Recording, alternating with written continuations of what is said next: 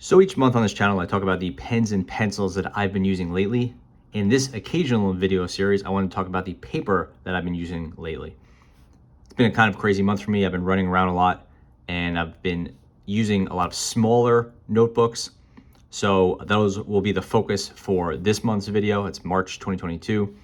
And then I have one primary paper pad I've been using a whole lot of. So I wanted to talk a bit about that. On their smaller notebook side, I like these because they're good at your desk for jotting down notes, but they're also good if you're traveling or you need to have something on you. I've been using a potpourri of them, so I'll run through I guess it's 4 I have in front of me. Right here is the primary one I've been using, and I know a few people have asked about this notebook in previous videos. This is called the Clyde Notes Ring Memo Craft Paper. It's a little journal or a little notebook, whatever, A4 size, you could see there. A6 size rather. It's 148 by 105 millimeters. It's designed by Clyde, which is a Japanese company, I believe. I think it might be made in Japan. I'm not 100% sure, but very cool looking notebook. Craft paper, nice cardboard matte cover. This is a spiral bound notebook, clearly.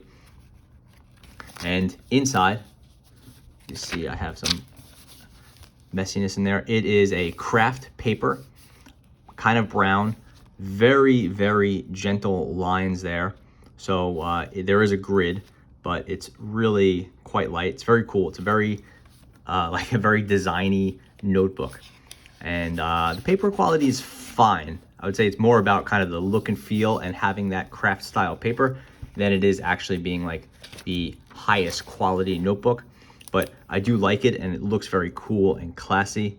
It's totally fine for perhaps even good for a ballpoint, not ideal for a fountain pen, because basically what happens is when you have a really tight grid like this, you have printing over a surprisingly high percentage of the paper. And the way the ink of a fountain pen or gel pen or rollerball sinks into the paper and the way the ink sinks into the grid is different. The grid is printed on, right? So there's an ink, some sort of coating, and the fountain pen ink doesn't sink in as well on that coated surface as it does the raw paper. Ballpoint doesn't care. Fountain pen, not quite ideal, so you have like essentially an extended drying time. If you could see that fountain pen line, you could just make out those little lines where the grid is. So you get a weird sort of uneven surface and relatively slow dry times. Not a major problem, it does dry, but it is a strange quirk of when you get this, maybe it's a 3mm grid, you just have your writing looks really interrupted. So again, it doesn't really affect it because I use this mainly for note taking and I still really like it, but interesting quirk. Okay, so next up, this is something I randomly bought when I was doing a larger purchase from whatever online pen retailer I was buying from. It's a mixed notebook of different types of papers. So you have blue with one surface, then you have different surface blue, then a different surface blue. This is, it'll be hard to make out the surfaces, but you can see it's this sort of craft paper. Then you go down and you have I don't know what this is, a crepe paper. Then you go down and it's a different crepe paper. Anyway, so there's 5 or 6 different types of paper in this. And I really like these little sampler packs. They're not super practical, but they are definitely fun and kind of keeps things interesting. You can see one side, here's the other side. This is like sort of a wood print or a wood grain type thing, not a print. And this is, I guess, like the blue color, and presumably they have other ones, but I've been using this one a fair bit. It's just a nice, thick little notepad, and it's fun to use, and it's very cool paper, and it wasn't that expensive. I think it was maybe $8 or so. Clearly, I spilled some ink on there. Not a big deal, but I think it's called Soramitsu, maybe. I'm not really sure. It's not a brand that comes to mind.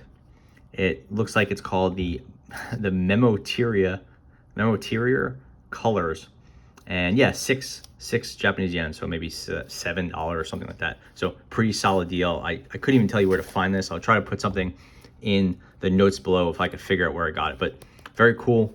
And I've been using this one a fair bit. This, of course, is the Midori Notebook A6 Grid. This is a journal style mini notebook. Comes with this very cool wax paper. You can see it has a glued binding, very cool looking. And I really like Midori paper. If you've watched this channel for any length of time, you'll know I use a lot of this Midori cotton paper. I don't know if this is cotton. This is the Midori diary paper, which might be a little different. But I use a lot of this. I really do think it's high quality paper and I like writing on it. This is their little A6, did I say A6? A6 journal, and it's good for travel. It's not super rugged, like you have to be careful with it if you want it to stay nice, which I'm, sort of indifferent to, but I haven't used it a ton, but I've used a lot of this journal. This one is relatively new. So it's a nice gridded paper with a, let's see if I have some place it right here. So this is a nice textured paper, not super textured. Midori has other cotton papers with more texture, and we'll talk about them in a bit. But nice paper, very good looking journal, fun to use, very attractive from like a minimalist standpoint. I like this one a lot. I tend to go larger on my notebook selections, but again, I've been running around a lot lately and using more small notebooks recently. So that's why I've been using this A6 size. So nice one here, easy to find. I think it sells for about maybe $8 or $9.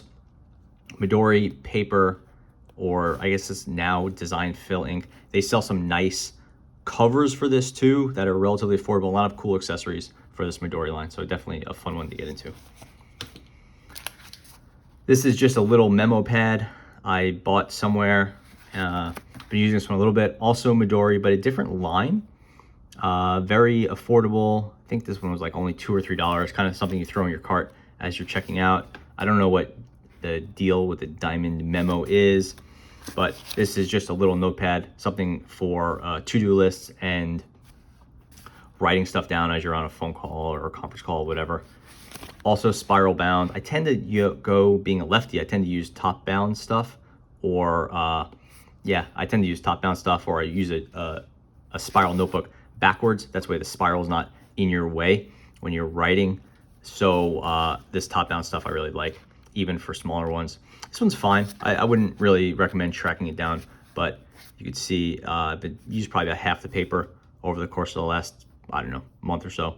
And yeah, I really like something. You do a quick note, rip it out, put in your pocket, and then you have your list or whatever. So nice addition, but not really particularly notable. And then lastly, we have, I would say, my main paper choice for some time now. And I really like these right here. This is a Midori cotton. It's called the MD Paper Pad A4. I have them in gridded and in this case, blank. And this is what it looks like. It comes nicely packaged like this, and it's an A4 size, so a full size. I think they call it a desk pad. They call it a paper pad, but essentially it's an A4. And I guess it's a desk pad because it is, you can see it's bound over here and in the back. So two sides are bound. So basically, as you lift it, and it's a little bit big for the camera here, but as you lift it, these two sides will stay down. This side you rip up. That way this thing's not flopping around. This is a really nice textured paper. I like this one a lot. It works for fountain pens and everything like that. So this is the MD paper.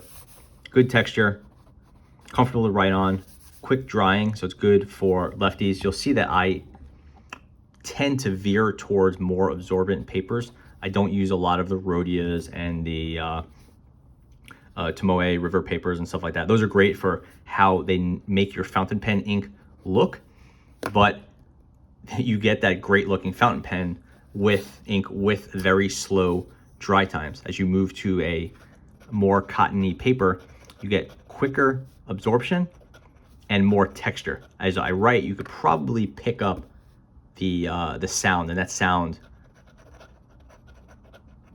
comes from the texture on the paper. I like some toothiness or some texture as I write. So this MD Midori, and this is called the Paper Pad A4. I like this one a lot. I have a bunch of these. I use them a lot. Sometimes I go blank, sometimes I go grid. That is not really a big deal to me, but definitely highly recommended. Has a really nice, sturdy backing. Let's see if we can get that. You can see the size of that cardboard backing, quite robust. So these things hold up really well. All of this piece right here is, it's glued, but it's like it has a piece of tape over it essentially. So it's like this rubbery glue that holds up really well. And I've had multiple pads like this, and I've used them to completion multiple times. So just definitely one of my favorites. And if you want a more textured pad with a nice sturdy paper, I think it's about an 80-pound paper, or 80 GSM paper. This one I really like. There are notebooks with, you know, sturdier paper and better for fountain pens, slower drying times, quicker drying times, or whatever. But as far as a general mix, I tend to go with this Midori, and I've been using it a lot lately. So I think that about covers it for the notebooks that I've been writing on lately.